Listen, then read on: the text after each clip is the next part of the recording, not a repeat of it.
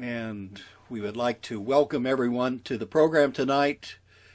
Unfortunately, my voice is oftentimes out of sync with my screen, so don't be bothered too much by that. I have yet to figure out a solution to that problem. It's probably worse than clicks. But anyway, tonight we are welcoming, in kind of a reunion or revival, the Auntmama's Story Table. Now, originally, Auntmama's Story Table started out at Madison Park Starbucks as Story Corner. I think it was about 2009 when it began, and it ran on a monthly basis on Thursday nights for about a decade or more, all the way up until COVID basically shut everything down. Though actually they had moved to Olive Way Starbucks just prior to that because Madison Parks was going into a remodel or something.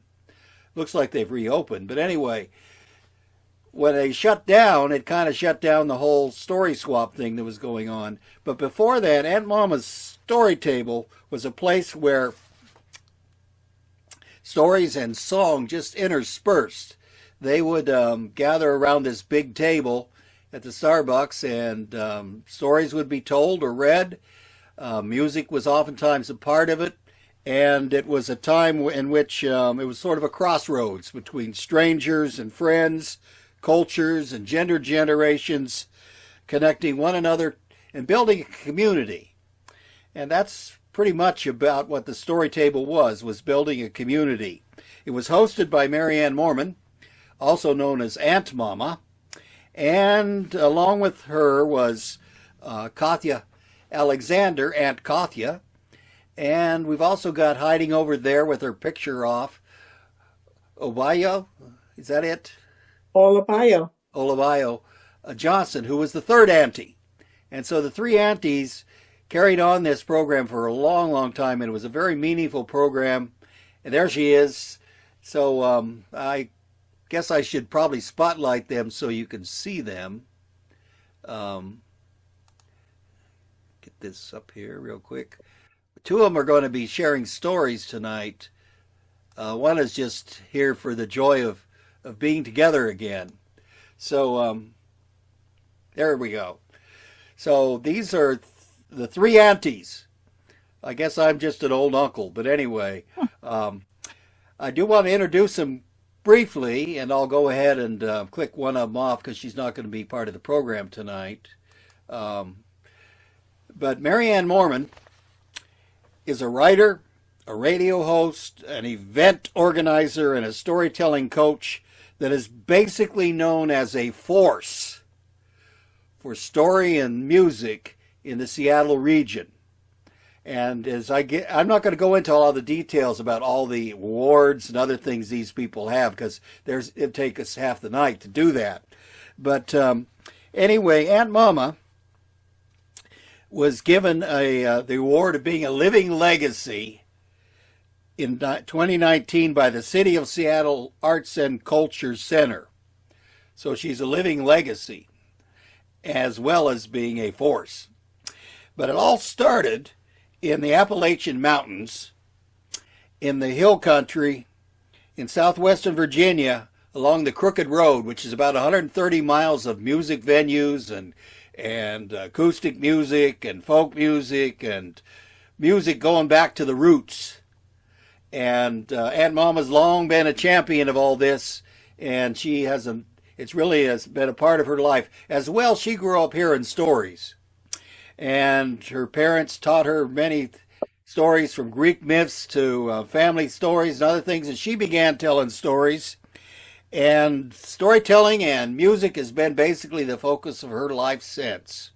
Now, she got involved with the Guild when Pat Peterson, who's in our audience, lured her into the Guild at a Folklife event.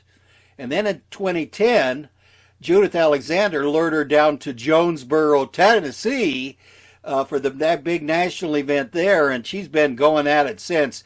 She served with the Guild on the board for about a decade as president for 2 years, plus one year prior to that as vice president.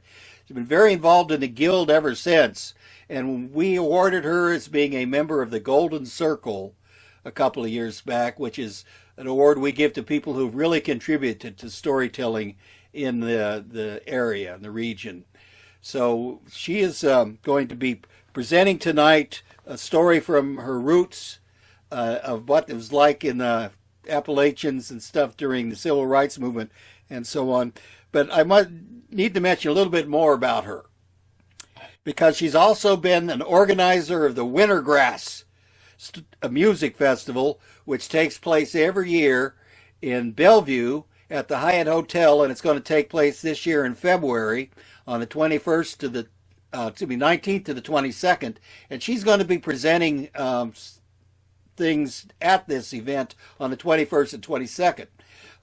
This is a big event of acoustic music, of getting back to your roots and folk music. They have bands and all sorts of activities. It's very family friendly. She also, during COVID, turned it into a pocket grass thing online, and it was just a wonderful blend of music, and she always had a great story to go with it. She's also a radio host. She hosts a show on KBCS-FM 93.1, which is basically broadcasting in the Seattle region.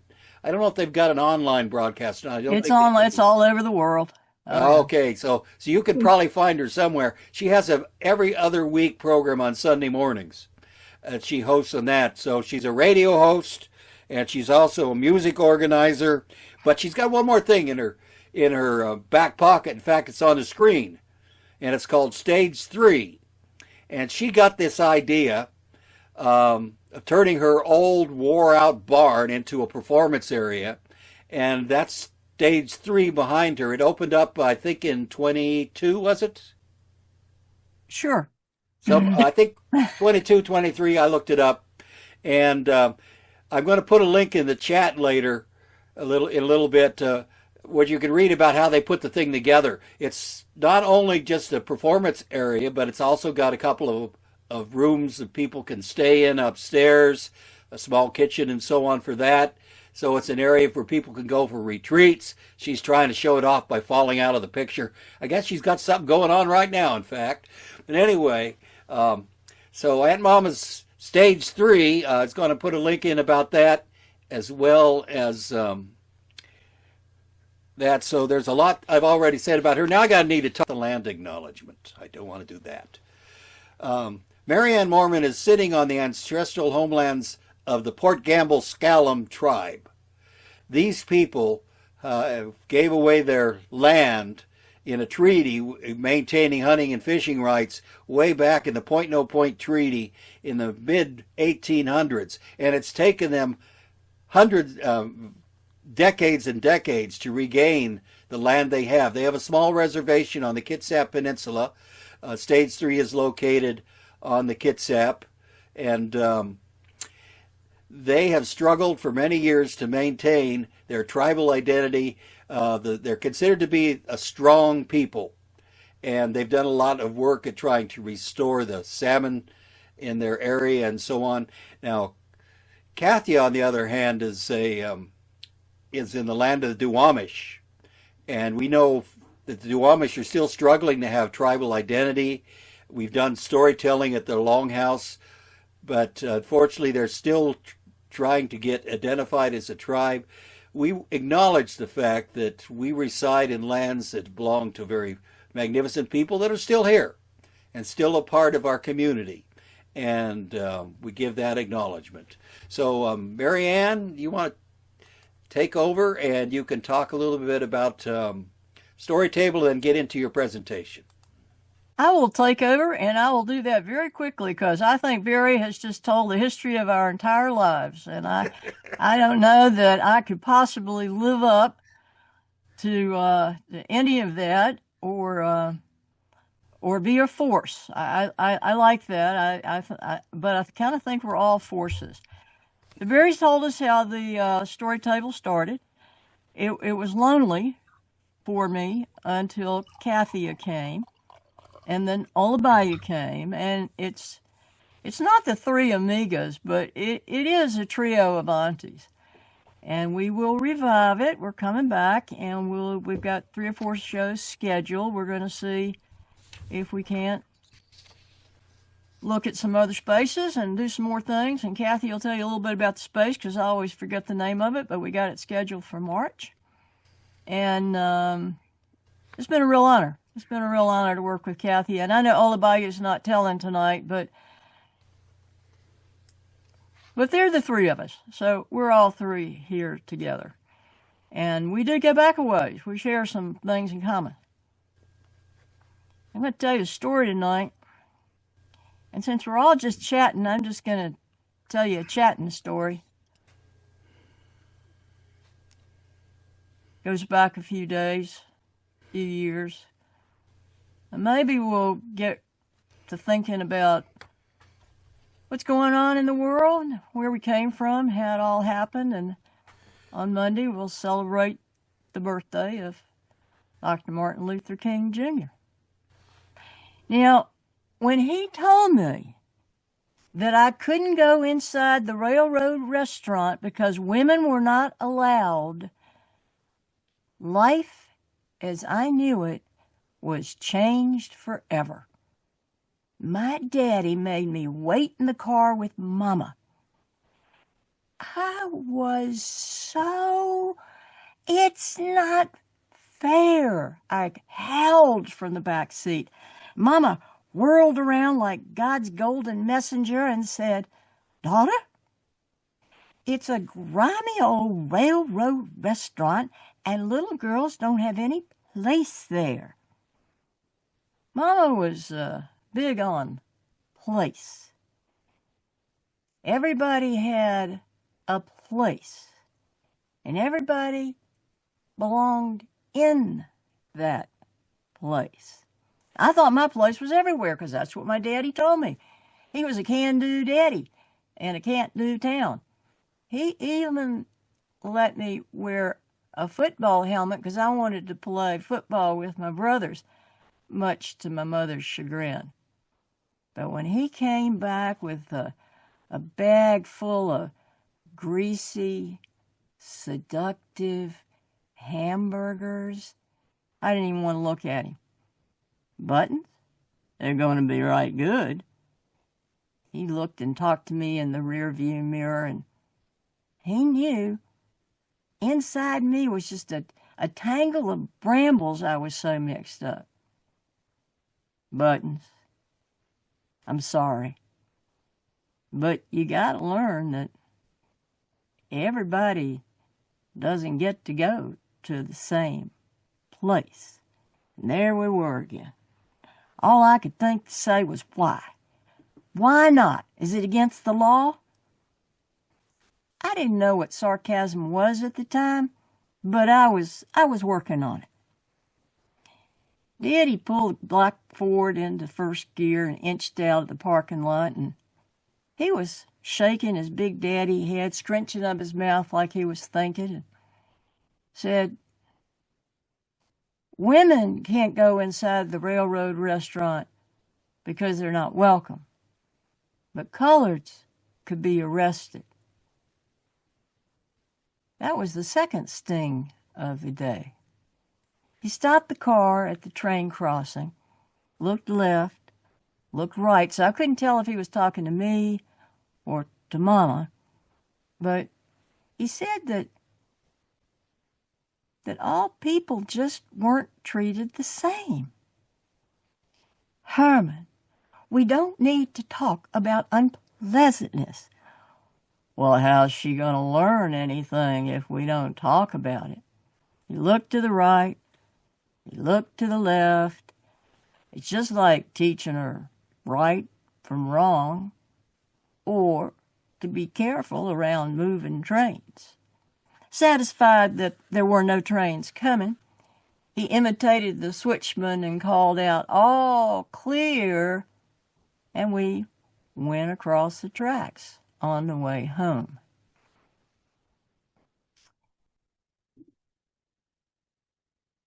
My daddy loved trains.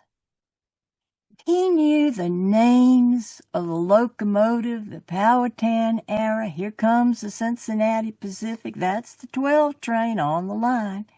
He was born by the whistle stop, and he quit school so he could go to work in the shops for 65 cents an hour.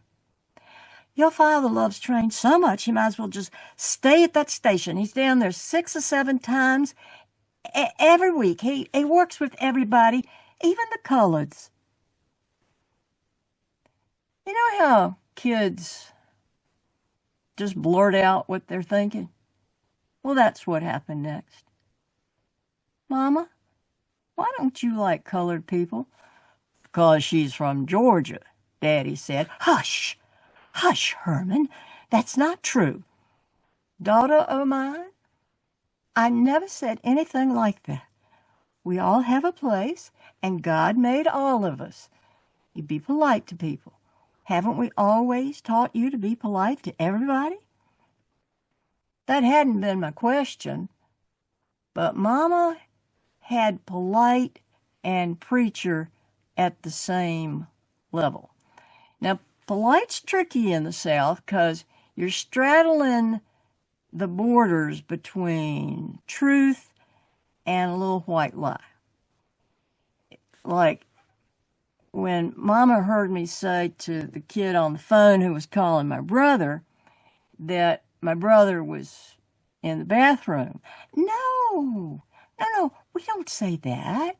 We say, he's in the backyard.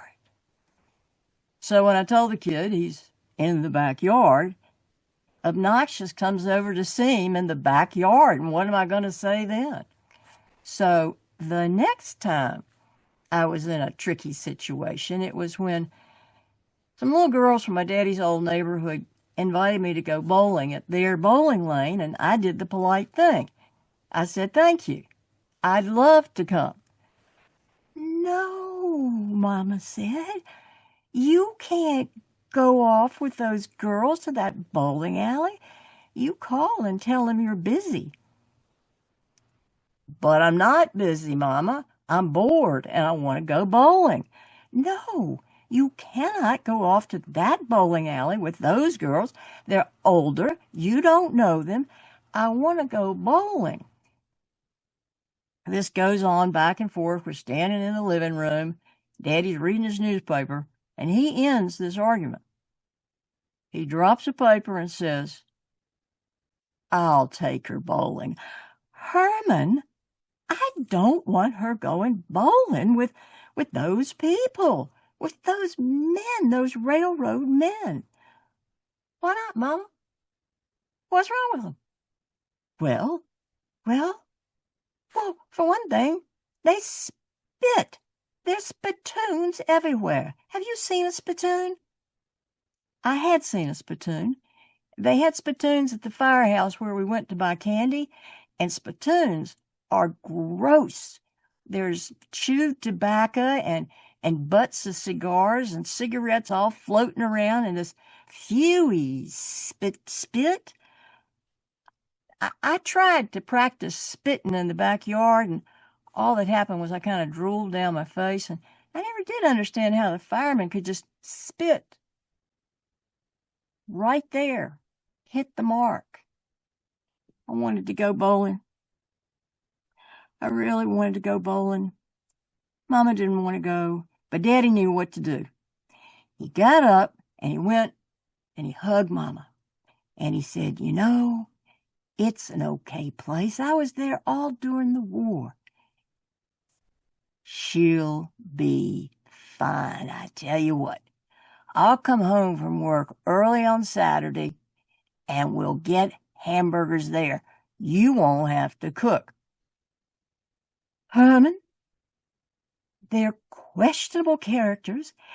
It's a seedy old place, and I don't know that I want her to be around those people. Oh, it'll add to her education.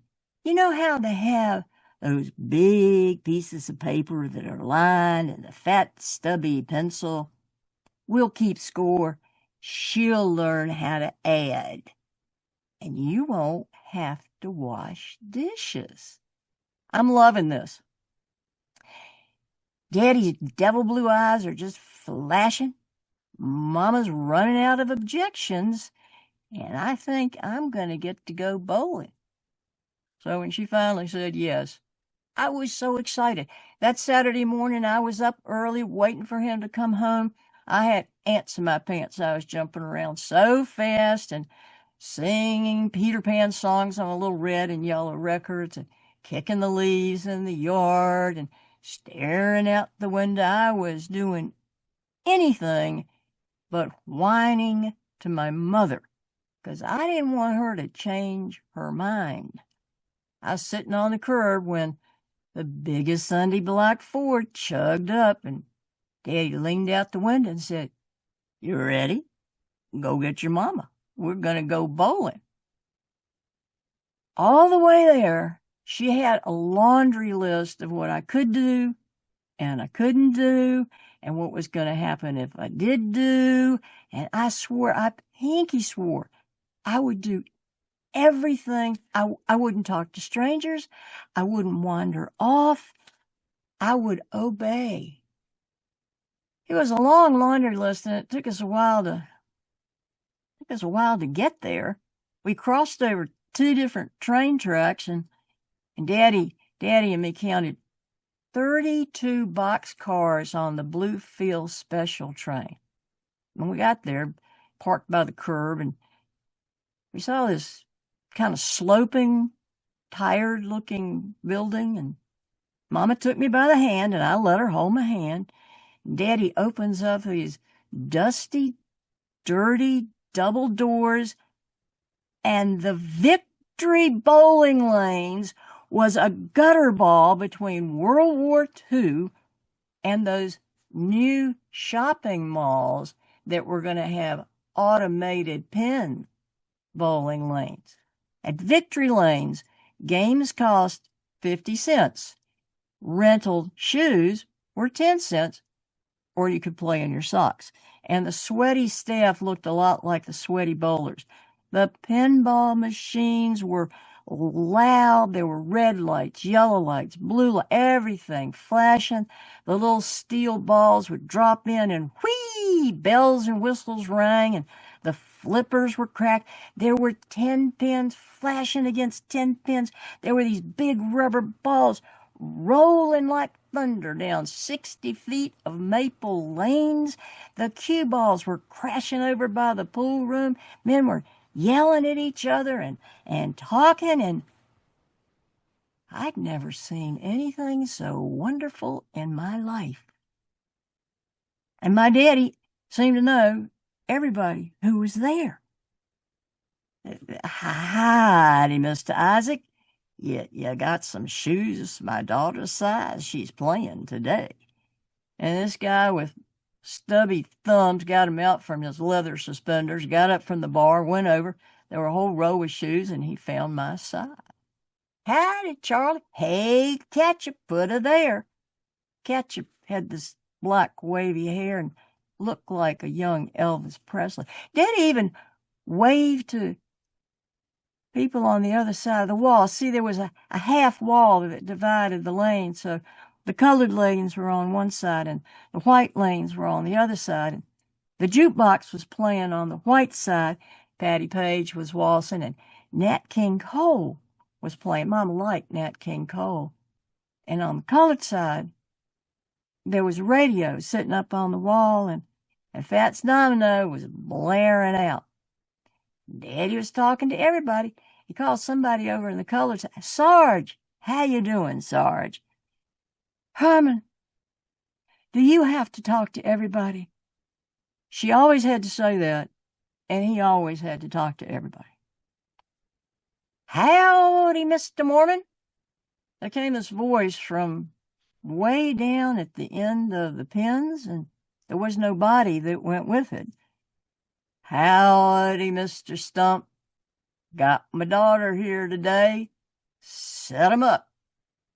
And this little short guy drops down from somewhere up above the pins, sets 'em up, goes back up, and Daddy hands me a duck pin ball. It's a little bit smaller. It's like a softball size. And the pins are about 3/4 size. And he thought I could roll it better. And he showed me how to roll it. Mama's watching. I rolled most of them into the gutter. But if I got a pin, Daddy'd say, "Attaboy," and Stumpy would jump down and set 'em back up. "Attaboy," jump down, set 'em back up. Now, Mama got tired of kind of going to victory lanes, and she didn't particularly take a liking to most of these people. And they were, well, they didn't look like any of our neighbors. They weren't any of the egghead kids in kindergarten. No. Those people were not going to be crossing the train tracks to go bowling. And that division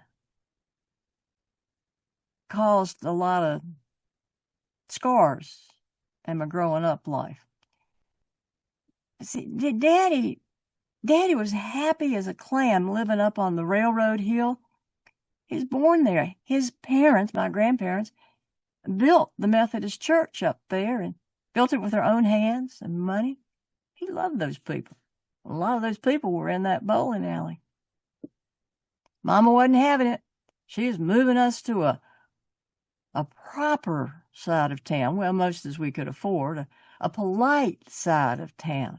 She's moving us up there with people so we didn't fit in anywhere, and it wasn't comfortable.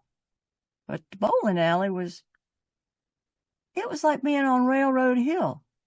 And Stumpy always called out when we went to play the duck pins.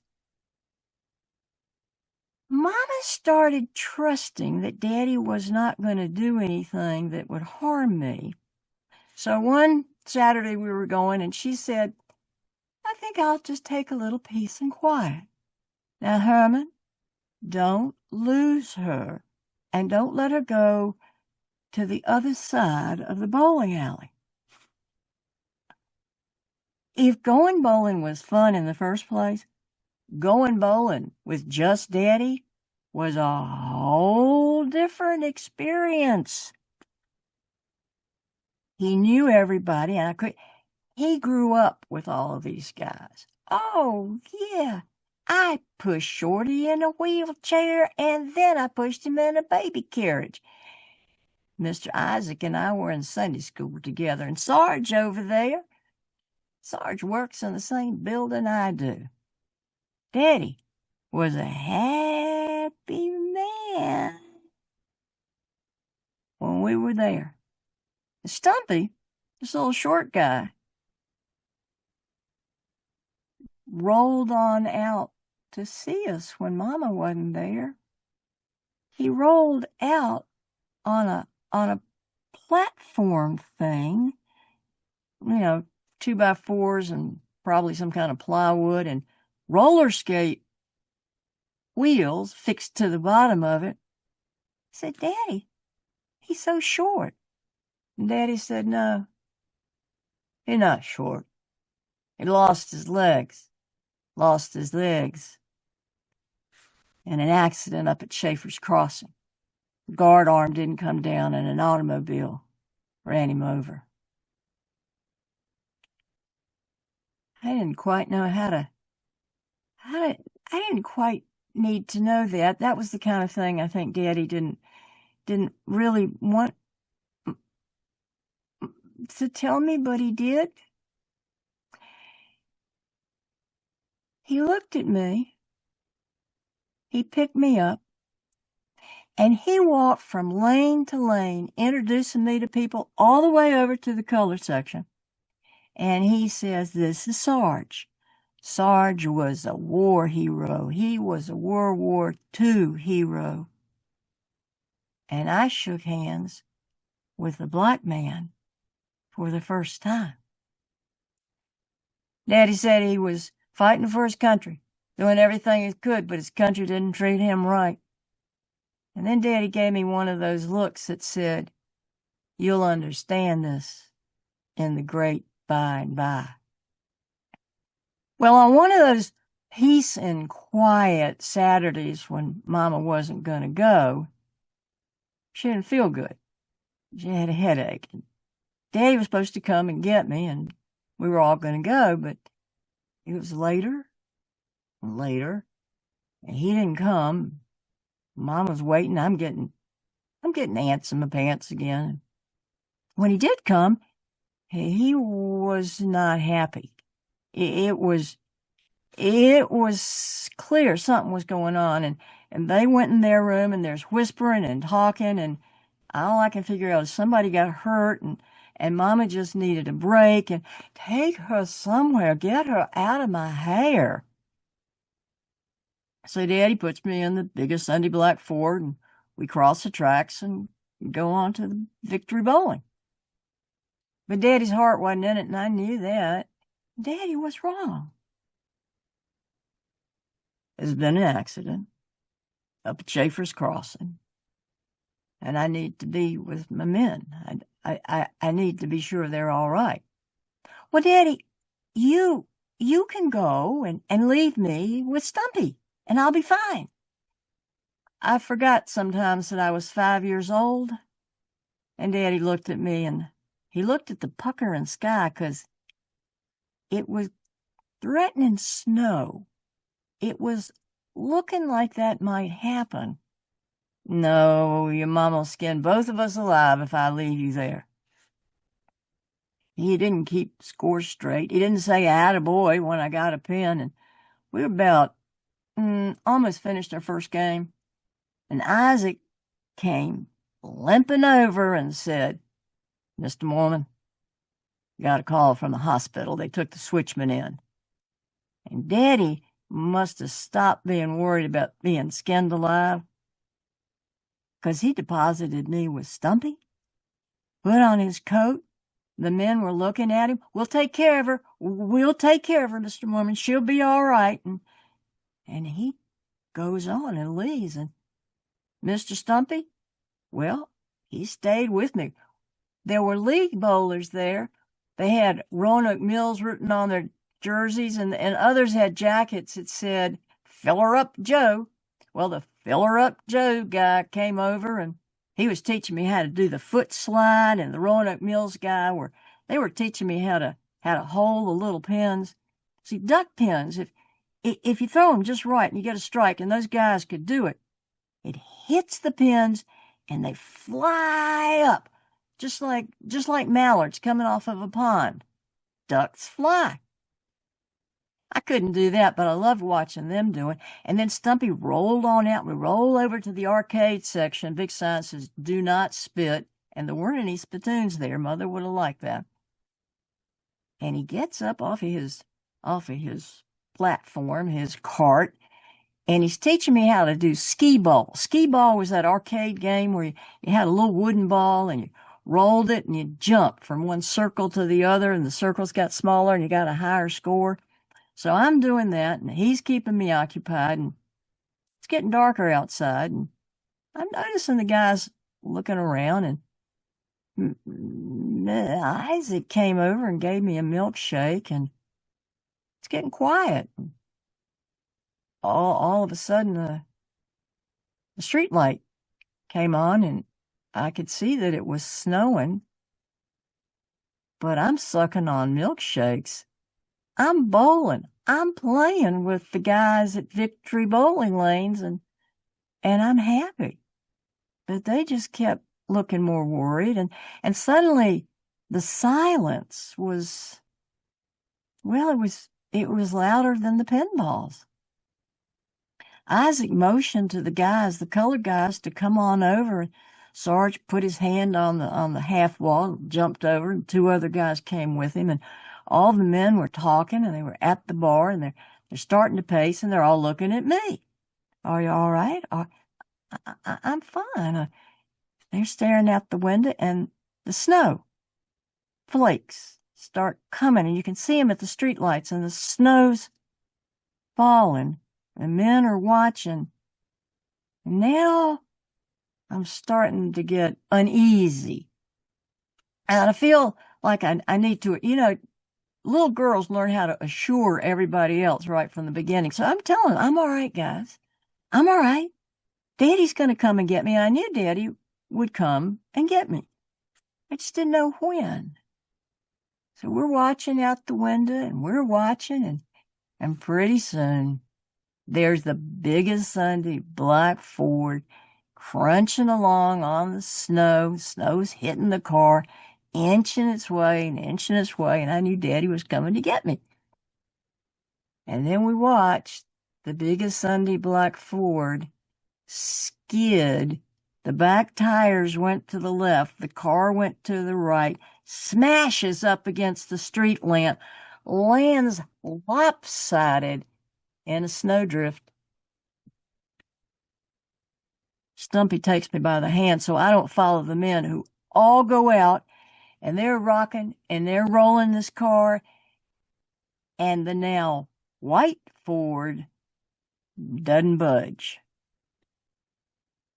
They all came in. Daddy looked like a snowman. He wanted to be sure I was all right and everything's all right. They didn't know what to do. Those guys looked so worried and so sad, and they were trying to figure it out. A tow truck. Who could they call? Did they have any chains? What were they going to do with me? How would my mother feel? How were they going to get Daddy home? And going back and forth. And then it was Sarge who came up with the idea. He had a really good idea, and the rest of them were listening. Stumpy, could you get along without your cart for a few days? Now, Stumpy loud as he could.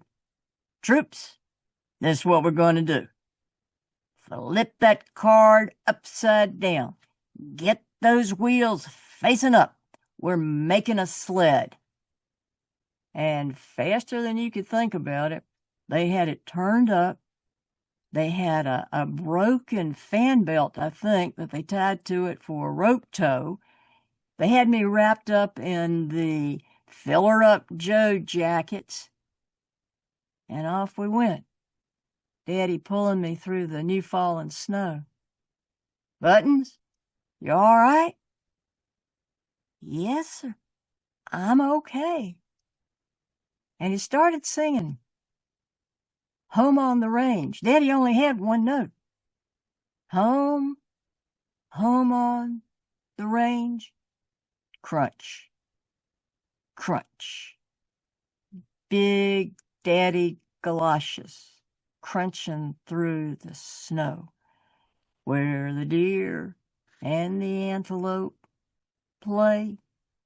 Crunch, crunch, where seldom is heard. And he lulled me to sleep with the sound of his galoshes slicing through that new fallen snow. When I woke up, the whole world was white. Mama baked for a week, and the boys were allowed to play football inside the house. They were so bored.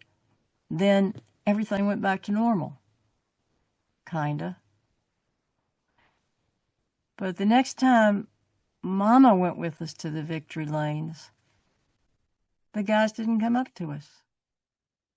The colored men, they just had their head down. And Daddy called Sarge. He just nodded. And Stumpy didn't wheel out at all. Didn't seem right. I felt all tangled up, all inside again. I'd seen it. I'd seen all of those men work together. I'd seen all of those guys do the same thing, really working with each other. And I knew that business of having a wall, of some people eating inside a restaurant and some people not being able to go in, that didn't do anything but hurt people's feelings. I didn't know about Jim Crow. I didn't really realize what that meant, not until the Civil Rights Act passed. But Daddy had faith that would all change. He was a good Methodist. He thought things were going to get better, and a dozen years later, it did. My daddy lived a long life. He made it into his 90s, and when he was laid out in the funeral home, I was standing there greeting the viewers, and this black man came up, and he had beautiful gray hair and the bushiest white eyebrows.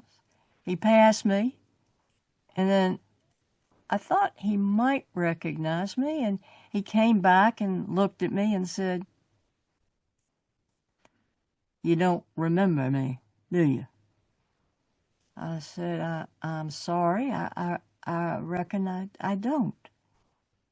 I'm Sarge. Your daddy called me Sarge. I came to pay my respect. And I wanted you to know your daddy was a good man. He wasn't like so many. He brought us a ham every Christmas.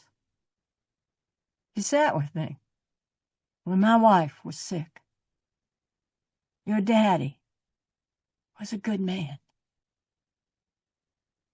And I didn't know if I was standing there crying because my father had just died, or for the friendships that he had to keep a secret. But they were friends, and he took that to his grave. It's a story of duck pens, Roanoke, Virginia, 1952. Thank you all. Thank you.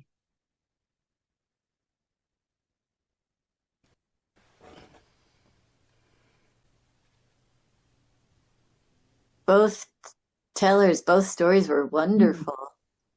I'm looking forward to your book, Kathya, to fill in the blanks. Thank you. It was, both of you really painted really vivid images of what was going on, the scenes, and I could almost smell the cooking. Thank I love the you. pot liquor. Love the pot liquor. Pot liquor is an art. It's an art. For sure. For sure. That's an amazing Yeah. amount of history that Kathya has got in that book. It's an amazing amount of history. I know we started late, so both of us are off timing. We don't know what time. We have no idea what time it is. So I apologize that we're running late, but I do want to thank the Guild for having us and for helping us revive Auntmama's Story Table, which is Kathya and Ola Bayou. You're in here somewhere. And we'll start again in March, which is International Women's Month. March 8th is International Women's Day. So it seemed like a good time to begin or to continue or to revive. Nothing like a jubilee or an old-fashioned revival. Where are you going to be meeting? Kathya, where are we At going to be meeting? Common Objects, it's a space in Belltown on First and Vine. And actually, it's really great because there's parking right across the street. And I guess it's an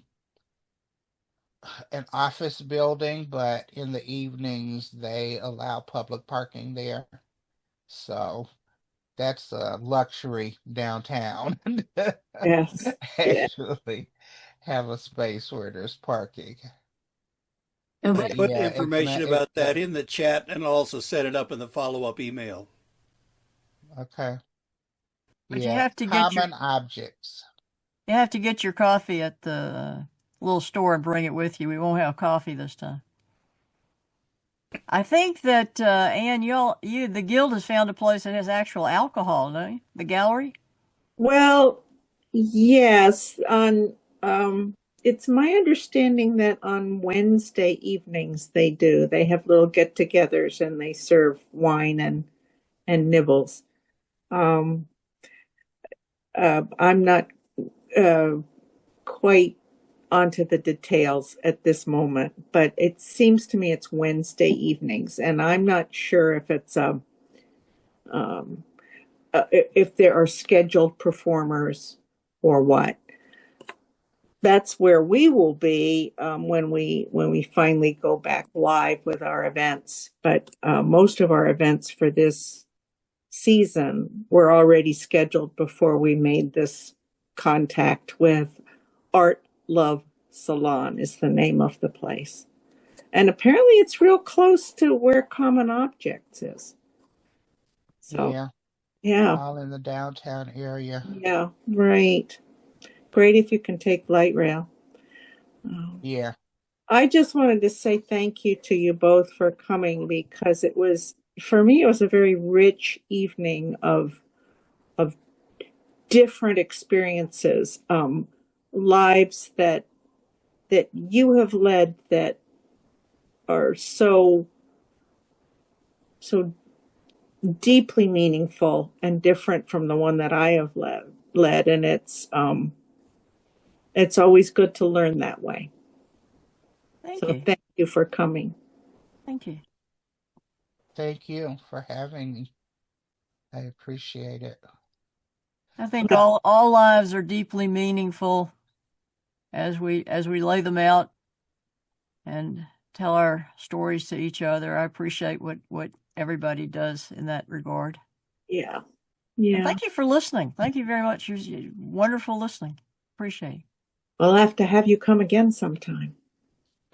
Yeah, and I want to say to me it's interesting. I've been writing this book seems like all my life, and the fact that it came out now is very meaningful Yes. because a lot of the things that were the laws that were passed in the civil rights movement, Mm-hmm.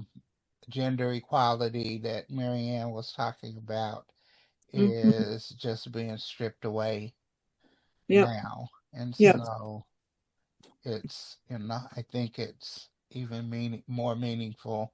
I think this is just the right time. It came out at just the right time. Yeah. Well, we need to struggle again to bring all of that back. We Well, have that opportunity. Yes, we do. Yes. Yes. before everybody clicks off here, I want to share quickly what we've got coming up. Should be on the screen now. Next month, we have Norm and Ann, or actually they go by Ann and Norm, and they're going to present stories on love, love, love. And it'll be on Zoom on February 20th. That's the third Friday of the month. And registration is down there. It's also going to be in email I'll be sending out. Follow up on this. Oh, somebody just came back into the waiting room. And also, we're really looking forward to it. They have quite a variety show. They bring some music in, some real humor. They tell both solo and tandem. Many of you have perhaps heard them on TBD Storytellers, and they perform live in a lot of places. Unfortunately, though they met and got married up here in the Seattle area, they now live in Northern California.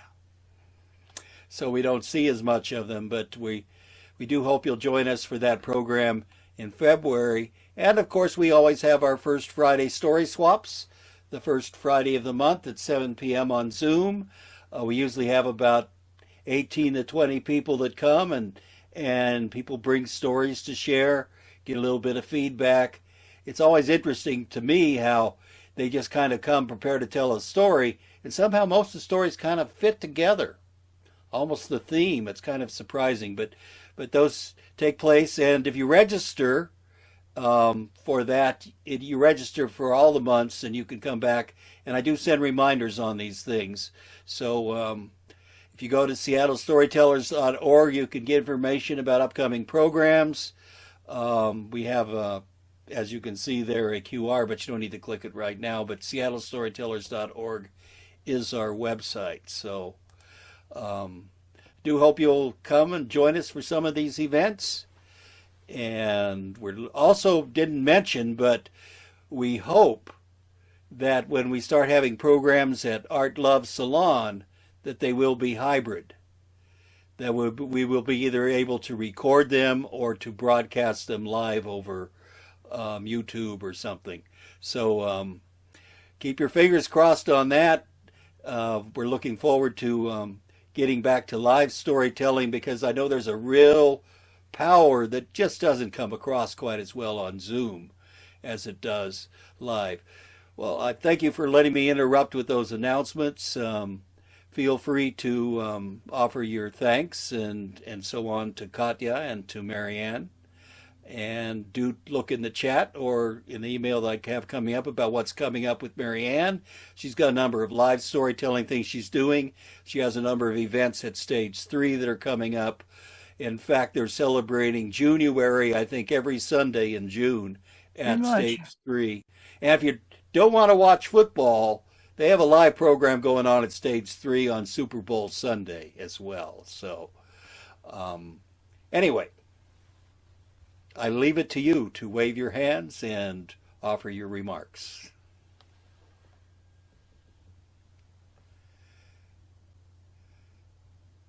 You all must be exhausted. I think it's time for the hand waving. And is there the purple hat that we go to the Oh, I forgot about the purple hat. Anne, you want to tell them about the purple hat?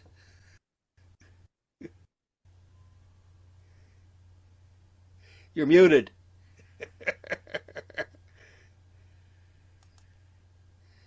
The purple hat, sorry, is usually our little symbol. It's actually a real purple hat, but since we're not live, you just have to envision the purple hat. There it is. It's our donation jar.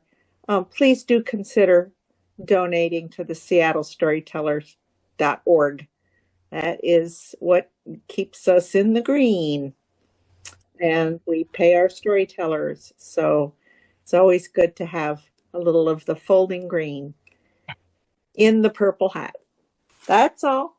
Thank you, everybody. Oh, there's the purple hat. Pat's our treasurer, and she's holding the purple hat. There it is. Yep. I think it fits her very well, but she won't put it on. Will you, Pat? Who knows whose pockets that money's been in? All right. All right. Thank you, everybody. Thank you all. Great to have Thank you you. all. Wonderful show. Thank you very much. Appreciate it. Katya. Bye-bye now. Bye-bye.